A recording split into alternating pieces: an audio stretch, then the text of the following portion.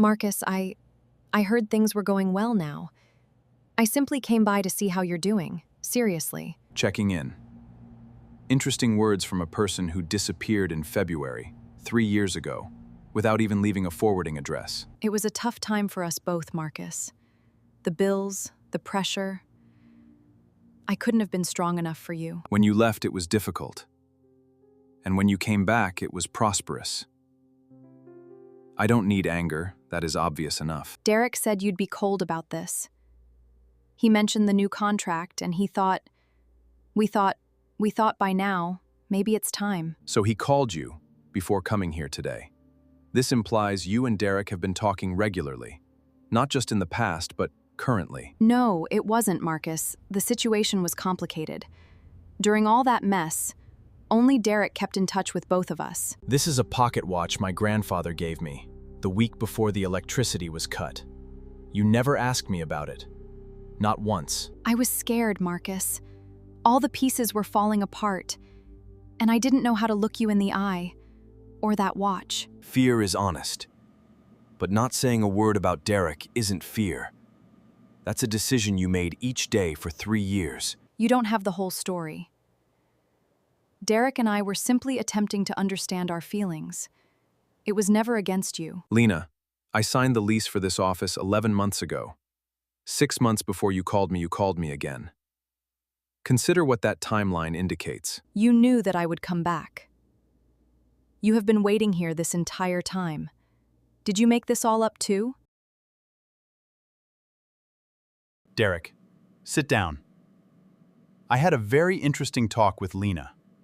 She tells me it was your idea to tell her about the new contract. I meant to help you. She wrote me months ago to inquire about you.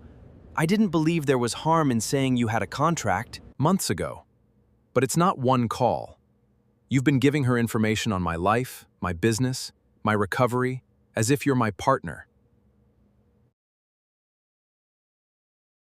I didn't pretend. I said you were getting better, so she needs to know. You didn't have fun, Marcus. I believed she could help. How long have you been talking to Lena behind my back? Please do not say months. I want the actual number, starting from when. Since 2 months after she left. She called me crying, she made a mistake. I didn't say anything, I thought she would come back. 2 months after February. She phoned you within weeks of her departure, and you didn't tell me for 3 years while I rebuilt everything myself. She implored me not to tell you how hard she was. I was caught between you two, and what was I supposed to do? You were supposed to be honest. This building's number is on the visitor log 4 times, from when I was negotiating the lease. Explain that. It wasn't about Lena during those visits. I was looking at the area to house our business. I wanted to see the situation before committing. 4 times, Derek. You visited 4 times, and I didn't know. You were scouting, measuring what I had before she made her move. No, it wasn't like that. Only to find out if you were okay. I promise it wasn't planned. It was my attempt to do good. You were looking out for yourself. The tie-up is over. Get what you need from the old place, leave by end of day. I heard you let Derek go. Marcus, he was your partner. You didn't need to do that. This isn't his fault, it's mine. Derek made his own decisions. He came to this building 4 times without my knowledge, sharing information about my recovery. It's his betrayal, not yours. He didn't give me anything. I asked how you were doing because I was concerned. Are you running a charity for someone you left behind, Marcus? Caring doesn't need secret calling for 3 years. No need to come back through a middleman, Lena, before deciding that it's safe. I didn't know he was visiting your building. I only asked him to keep an eye on you. I never told him to go scout anywhere. You didn't have to tell him to scout, but you knew about the lease beforehand. How did they get to you if it's not Derek? If you've ever rebuilt alone, with someone watching from the wings in silence, subscribe to witness how this plays out for both of you. He spoke about the new office. He said they were getting things done for you. I felt it was about time to reach out. You already knew about the lease? You had your plans for your return in place before I got the keys. Time is of the essence, Lena. Before I returned, I wanted to make sure you were stable. Marcus, I was afraid that you wouldn't want to see me again. You didn't want to risk coming back to me. Afraid is not strategic. You've been strategic since you left. That's not fair. I had to walk out because I was drowning. Do you believe I did this calculation? You were getting by, and still you phoned Derek each week. The watch is still on this desk, Lena. It's been around longer than you. The watch doesn't speak my mind. You placed it there like a test. Like all these things in here are meant to make me feel small. I was aware of the calls, Lena. From the beginning. Derek admitted you came to him 2 months after you left. He gave me the details. I was silent for 3 years, and Derek watched me. Which side would you be on? The one who built it alone, or the one who watched? You knew this whole time? You sat across from me yesterday, knowing all this and still seeming betrayed? What sort of man does that, Marcus? The type of person who has to experience things to realize the facts. To hear it from Derek is one thing, but to lie to my face is another. Why did I come here? Turn me back at the threshold? What did you get out of seeing me do that?